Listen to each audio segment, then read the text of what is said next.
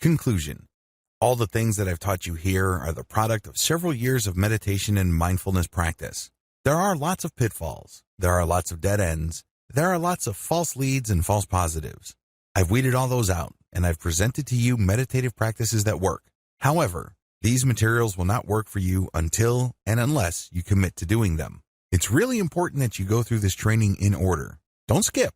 Don't jump ahead. Focus on it one step at a time.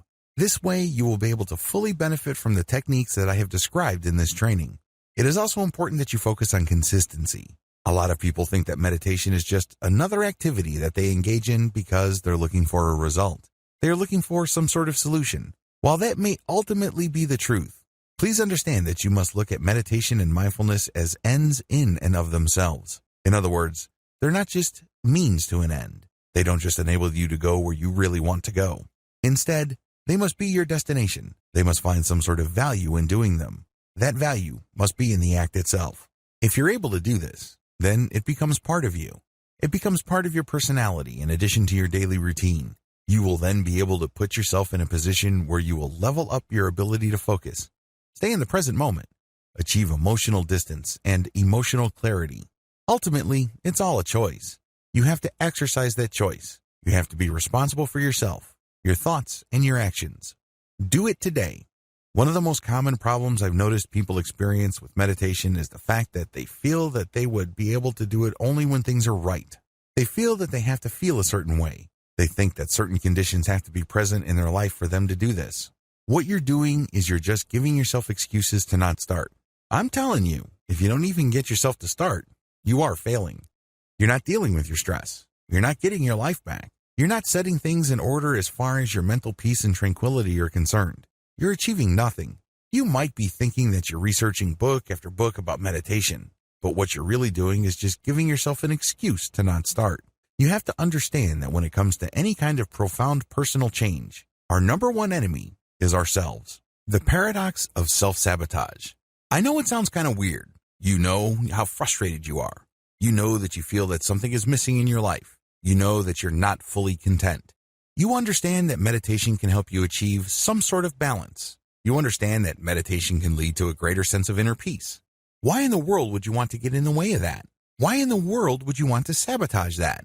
Well, it's actually quite simple. We're all creatures of habit. We get accustomed to things. We grow attached to things. Once you do things a certain way and you think about things a certain way, you feel that you're stuck in that pattern. You feel that you're not capable of going outside of that pattern. I know it sounds weird, but you know that you're not really all that happy. But ultimately, at some level or another, most people would rather deal with the devil they know rather than roll the dice and take chances with something better. They know they're not happy. They know that things could be so much better, but they're afraid of trying something new.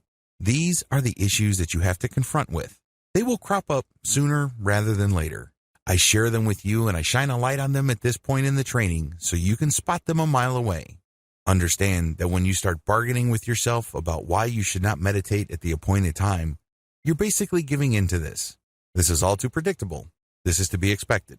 Now that you know that you're going to be playing all sorts of games with yourself, stick to your resolve. Stick to the game plan. Understand that there's a lot at stake. You're trying to get your life back. You're trying to gain control of your emotional and mental processes. You can be so much more productive, and you can be so much more effective if you overcome your old patterns.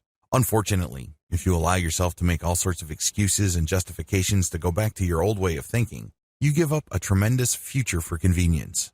You've grown to love your chains.